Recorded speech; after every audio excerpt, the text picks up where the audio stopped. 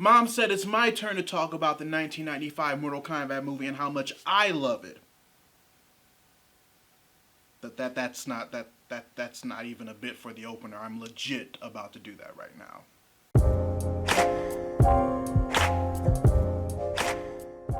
Yes, it's true, readers. The 1995 Mortal Kombat movie holds a very special place in my heart.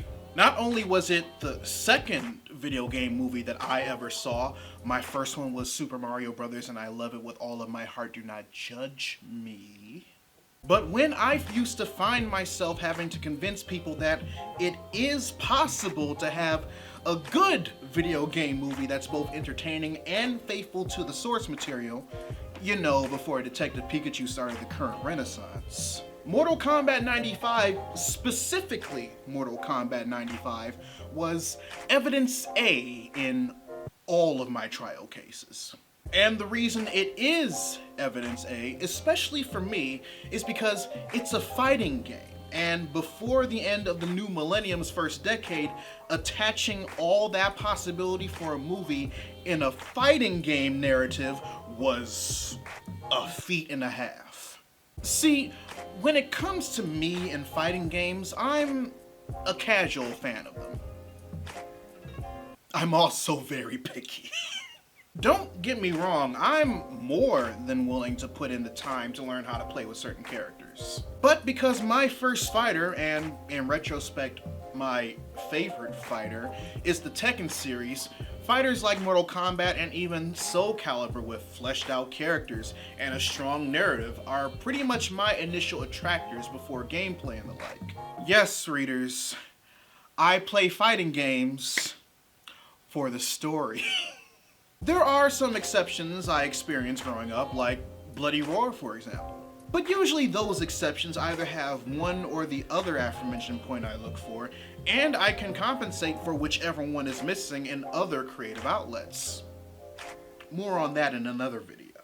But yeah, when it came to being introduced to Mortal Kombat the game, I didn't really know that much about it as a kid. And that's mostly because, as stated in previous videos, my mother is very Christian and was hella overprotective of me when I was a kid.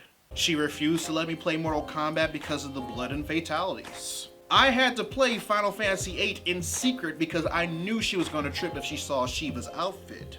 Before my natural hatred of OG Trilogy Kratos properly spawned, my mom forced me to return a copy of God of War 1 that my best friend got me for Christmas on some "there's only one God I'm allowing in my household and he ain't about war" tip. I mean, history says otherwise, Mom, but go off, I guess. So, technically, one could say that my first experience with Mortal Kombat was the 1995 movie. Of course I didn't see it in theaters, but I initially caught it on HBO or another equivalent. And my god, did I enjoy it. To me, Mortal Kombat 95 painted a proper picture of the overall story the first two games told in a way for someone like me, a tween who didn't have a chance to play it at the time, could easily understand.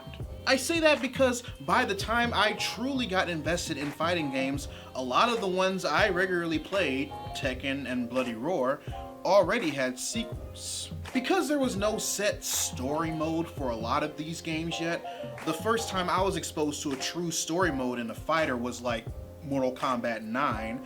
I had to go by the premise of the sequel to find out which character's run in the previous game was the one that was properly canon in the lore. For example, Tekken 2 was my first Tekken game. Kazuya was the head of the Mishima Zaibatsu, thus making him and his devil form the main boss, while Heihachi and Jun Kazama the main protags for that game. You know, if you read the manual the game came with. When I played OG Tekken for the first time, in order to learn how things escalated to where they were in 2, I saw in the game and read in the manual how the conflict between Heihachi and Kazuya started. So in order for me to get the story behind Tekken up to that point, not only did I know I had to play Kazuya's playthrough in Tekken 1, but out of all the characters in the game, his run was more than likely the one that was canon. What I liked about Mortal Kombat 95 was that, yes, There was definitely a main point of view the movie followed in the form of Liu Kang. But the other important characters that existed at the time, like Sonya Blade, Johnny Cage, and Kitana, also received ample amount of screen time in order for their arcs to be explored as well, since the three were initially part of the group ensemble representing Earthrealm. As a matter of fact, this movie was the one that showed me that one of the best ways of adapting a story from a fighting game to either film or television is best done as an ensemble piece. Other than being campy in its own right, one of the things I think puts the Mortal Kombat movie over the Street Fighter movie was that because they cast Van Damme as Guile, they put more attention on him and Cammy as opposed to Ryu, Ken, and Chun-Li, the main and essential characters of the franchise. And while everyone can easily declare Scorpion and Sub-Zero as the most popular characters in the franchise, considering that the original 3 games are about stopping Shao Kahn from invading and ruling Earthrealm, having the story surround the protectors of Earthrealm was more than likely the best bet. And while focusing on the ones that are essential to telling the story of Mortal Kombat 95, like Liu Kang, Johnny Blaze, and Sonya Blade, so the movie wouldn't feel overcrowded, while setting up others that would come later on down the line in the video game's timeline, like Jax, in the sequel that does not exist.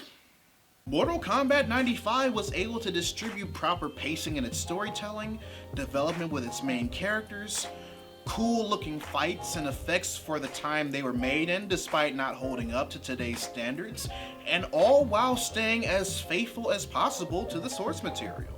And while nowadays the best form of medium to do a proper adaptation for something as big as a fighting game, considering how big rosters have grown and how many characters from said rosters are considered main and side characters that are detrimental to the narrative nowadays, is a TV or a web series in order to cover everything. I appreciate that Mortal Kombat 95 was able to be the first movie based on a fighting game that was able to successfully show that making a movie based on every important aspect of the game it's based on is, in fact, possible. So here's hoping the 2021 movie only improves on the foundation the 1995 one set for it. Also, here's to finding out just who the hell Lewis Tan is playing in it.